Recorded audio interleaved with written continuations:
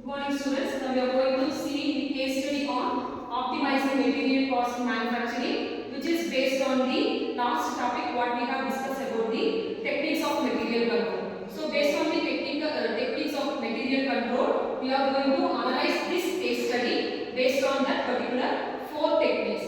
So here what is the problem statement is, so Ecophone Private Limited is one of the leading furniture manufacturing company.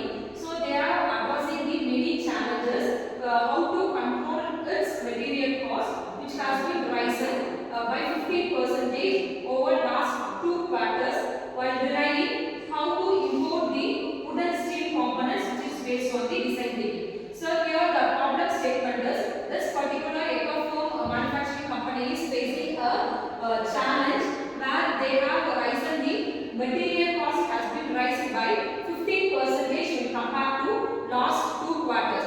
So based on design thinking, how we are going to solve this case study, which has seen the last 4 techniques what we have listened in the last class.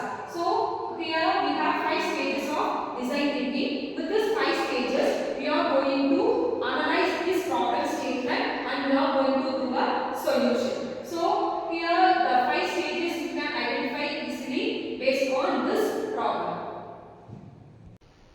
First வந்து case ஸ்டடியில் வந்து empathise அப்படின்னா கஸ்டமரோட problems என்னன்னு பார்க்கணும். கஸ்டமரோட problems என்னன்னா குவாலிட்டியோ அதோட ப்ரைஸோ.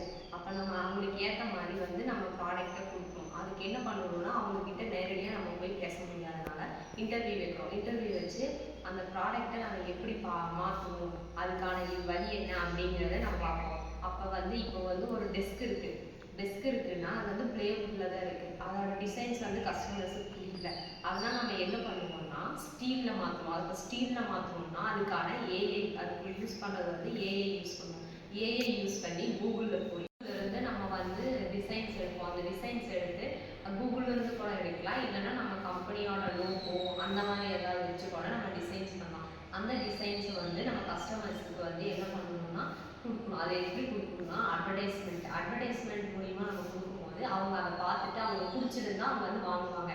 அதுலேயே நம்ம அட்வர்டைஸ்மெண்ட் கொடுக்கணும்னா நம்ம ப்ரைஸ் கொடுக்கணும். அதோட குவாலிட்டி எப்படி ஆகும், டிஸ்கவுண்ட், இந்த 3 கொடுக்கும்போது அவங்களுக்கு கரெக்டாக இது இருந்துச்சுன்னா, பெனிஃபிட்டாக இருந்துச்சுன்னா அவங்க வந்து கண்டிப்பாக அந்த ப்ராடக்டை வந்து நம்மக்கிட்ட வாங்குவாங்க. அப்போ வந்து அதுக்கேற்ற மாதிரி நம்ம வந்து ப்ரைஸ் கொடுத்துட்டு அது குவாலிட்டியான இதா அப்படிங்கிற மாதிரி அவங்க செக் பண்ணி அவங்க நம்மக்கிட்ட இருந்து வாங்கிக்குவாங்க. டிஃபைன்ன்றது design thinking plus second stage. இதில் வந்து கஸ்டமர்ஸ்க்கு வந்து ப்ராடக்டோட அமௌண்ட்டை வந்து கம்மி பண்ணணும். அதே சமயத்தில் வந்து நம்ம ப்ராடக்ட்டையும் நல்லா கொடுக்கணும். அப்படி கஸ்டமர் இப்போ எப்படி தேவைப்படுதுன்னா ப்ராடக்ட் வந்து நல்லாவும் இருக்கணும், அவங்க எப்பவும் யூஸ் பண்ணுற மாதிரியும் இருக்கணும், அண்ட் அதே சமயத்தில் காஸ்ட்டும் கம்மியாக வேணும். இதோட கஸ்டமர்ஸ்க்கு என்ன வேணும் அப்படின்னா லோ குவாலிட்டியாக, கஸ்டமர்ஸ்க்கு என்ன நீட்ஸ்லாம் வேணும் அப்படின்னா ப்ராடக்ட் வந்து ஸ்ட்ராங்காகவும் இருக்கணும், லோ காஸ்ட்டாகவும் இருக்கணும், அவங்க எப்போவுமே யூஸ் பண்ணுற மாதிரி இருக்கணும். அதே இது கம்பெனிக்கு என்ன நீட்ஸாக இருக்குன்னா லோ காஸ்ட்டாக இருக்கணும், ஹை குவாலிட்டியாகவும் இருக்கணும், அண்ட் அவங்க எப்போவுமே சஸ்டைனபிள் மெட்டீரியலாக இருக்கணும்னு நினைப்பாங்க. வெண்டார்ஸ் வந்து இந்த பிஸ்னஸை எப்போவுமே கண்டினியூ பண்ணணும்னு நினைப்பாங்க. சீப்பான மெட்டீரியல் வந்து நம்ம யூஸ் பண்ணும்போது அந்த ப்ராடக்ட்டுக்கான ஸ்ட்ரென்த்தை வந்து கம்மியாகக்கூடாது. அதே மாதிரி நம்ம ட்ரஸ்டபுளான ஒரு வெண்டார்ஸ் தான் நம்ம தேடி இருக்கணும். சஸ்டைனபிள் பிராண்ட் இமேஜை நம்ம யூஸ் பண்ணோம் அப்படின்னா நம்ம நியூ கஸ்டமர்ஸை ஈஸியாக அட்ராக்ட் பண்ணிடலாம். ஐடியேட், இது வந்து 3rd ஸ்டேஜ். இது வந்து இந்த கேஸ் ஸ்டடியில் இது என்ன ஐடியேட் பண்ணுது அப்படின்னா லோக்கல் இண்டஸ்ட்ரியில் வந்து பல்க் ஆர்டர்ஸை டிஸ்கவுண்ட்டில் சேல்ஸ் பண்ணுறாங்க. மெட்டீரியல்ஸ் வந்து வுட்டு, கோகோனட் வுட்டு, ரீசைக்கிள் பண்ண ப்ராடக்ட்ஸ்லாம் வந்து திரும்ப ட்ரை பண்ணுறாங்க. ஷாப் கட்டிங் மெட்டீரியல்ஸ் வந்து நம்ம கட் பண்ணும்போது நிறைய வேஸ்டேஜ் வந்து வராது, வேஸ்டேஜ் வந்து கம்மியாகும். அந்த கடைசி கம்மியான வேஸ்டேஜ் வந்து ஏதாவது ப்ராடக்ட் பண்ணலாம், லைக் கீ செயின் அந்த மாதிரி பண்ணலாம். சோஷியல் மீடியாவில் வந்து பிஹைண்ட் திங்ஸ் அப்படின்னு வீடியோஸ்லாம் போஸ்ட் பண்ணலாம்.